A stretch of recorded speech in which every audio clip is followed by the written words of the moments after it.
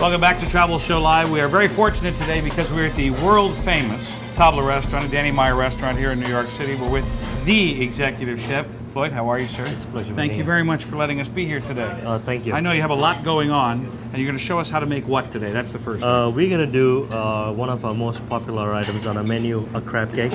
I love crab. Did we call ahead? I love crab cakes. And these crab cakes are different from most crab cakes you would get because A, they're spiced. Now we're talking. And they're spiced with something that I grew up eating. I used to eat crabs in the shell. Mm-hmm. Okay. These crab cakes make use of that spice that we use cooking. As a matter of fact, I made this for my family this weekend. Oh my gosh. But I realized when I opened the restaurant that most of us here don't like to eat crabs in the shell. Mm-hmm. We love crab meat, we love lobster, but to deal with the shell, so I came up with something called a crab cake. With these crab cakes, I didn't come with a crab cake, but with these crab cakes because it would make people comfortable. Now, can we make this at home, or is this? It's pretty advanced. It's pretty easy to make. It's in my book, One Spice, Two Spice. First things first, we're gonna work with. I like using Maine crab meat. Okay. And I'm going to use Piquito Maine crab meat. Okay. Which is a little lump. Love that. Okay. And we have the crab meat, which has been picked off all the shells. Okay. So we're gonna add crab meat to a pot, to a bowl. You mind if I stand here in case I need to sample something? Please, you're definitely gonna sample. All right. If I was you, I'd sample some of this crab meat. Something falls on the floor. It's Oh my gosh. absolutely delicious. Oh, that is nice. Oh. And most crab cakes use mayo and use breadcrumbs as a binding agent. I find that makes it heavy. It's a little heavy. What we do at the restaurant is we make a fish mousse. Okay. Oh, and it's a very simple mousse. Makes people afraid, but this is very simple.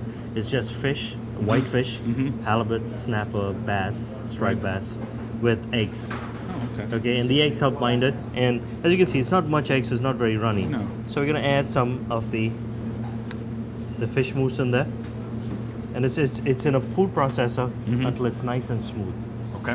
Okay, so you don't have the strings in there. And then we're going to add our base. Okay. Which is onions, tomatoes, turmeric, ginger, garlic, a little bit of cayenne, a little bit of coriander seeds. So it gives it a little bit of spice. And I think now would be the appropriate time to talk about the food itself and what you're going to find on the menu.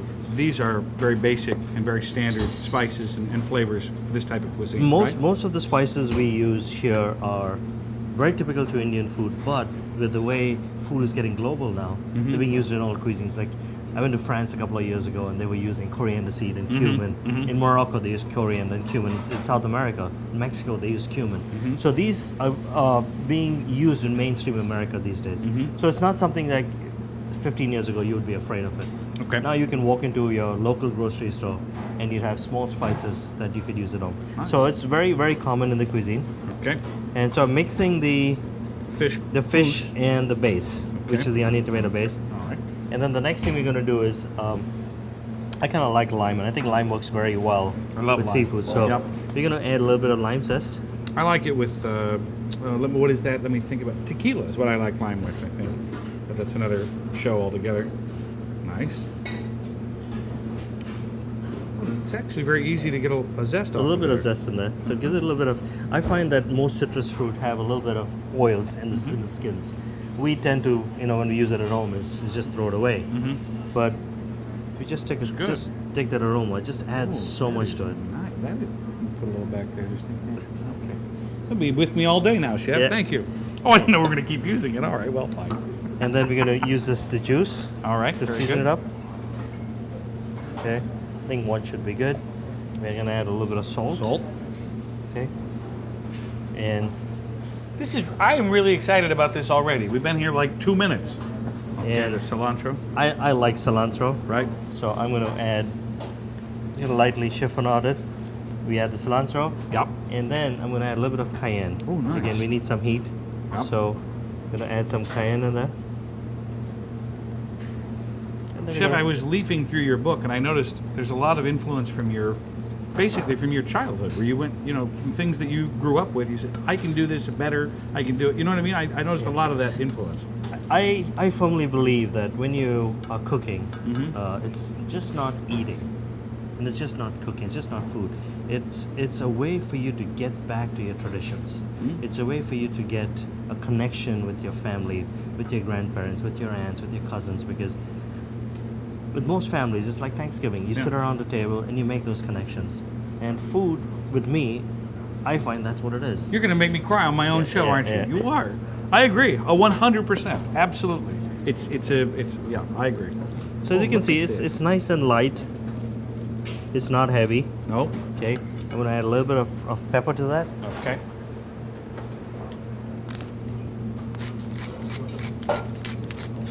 Does it matter, white pepper, black pepper? What do you prefer? I prefer black pepper. I think the skins on the pepper have a nice little bit of acidity to it that makes it very more aromatic. Okay. I think it's more interesting when you use black pepper. Okay.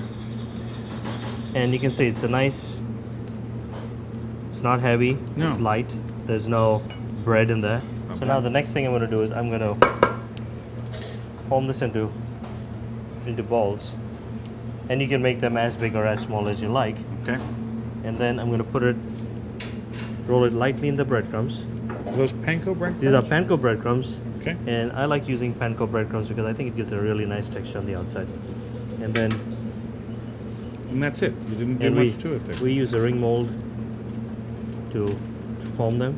Presentation is everything, Yeah, of course. Nice. And you can use a bigger ring mold if you have. And then we're going to fry this.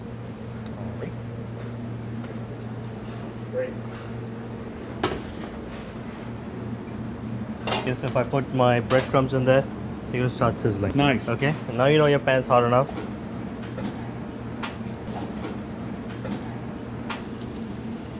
We are pretty much ready to come off the pan. And what I do is I like to put it on a paper towel. I like to dab it so I get all the excess oil that's in there. It's not very much. Lovely. And we're gonna go and we're gonna plate it. Chef, I noticed the last time we were here, you had a lot of stuff out. It seems Yeah. to be clean. That's how you know you're dealing with the boss. Oh, So we're gonna nice. plate the crab cake. In most restaurants, what we do is we like to make our place look good. Well, sure. So we use ring molds, and you can get this at any cake store, Yep. cake and bake store. And when you're plating for your friends, always looks a little cleaner. Yeah. Do you have any shape like a bunny or? No, we don't have those. So it's just the. All right, I thought I'd ask. You know, good for the holiday. So Nice. we have the avocado in there. And this is the kind of stuff when you are entertaining at home. I mean, this is not expensive. It's not expensive. It makes the difference in It's presentation. it's a couple of dollars. Yeah. It's lasts for a very, very long time. I don't know anybody who can break this, Yeah. Right. you know. And then we put the crab cake right on top. Okay. Okay. Oh, I like serving this with a little bit of tamarind chutney. tamarind And chutney. you could buy this at any Indian store. Oh wow. And so you get a little bit of tamarind chutney on top. And we like to garnish it with microgreens, but if you don't have microgreens, you can serve it just like that. Okay. It looks good. Or you could, put a little bit of microgreens around it. That's how we do it here. Again, presentation. It's very, very simple. And then sometimes we put papadum with that so you can eat the avocado. But there you are, our crab cake, our Tabla's crab cake. Perfect. Thank you, sir. Looks delicious. Very good. Oh, wait. Oh man. Dude, look at that. Just a little. Oh. That's why I love my job. Very light. Very light. Delicious. Thank you. Can we make 4 or 5 more and I'll be ready to go? We have it on the menu every day, so we'll have 40 of them. Thank you for doing this. It's my pleasure. Thank you for coming. Sure. We'll be right back. I'll be over here eating this if you need me.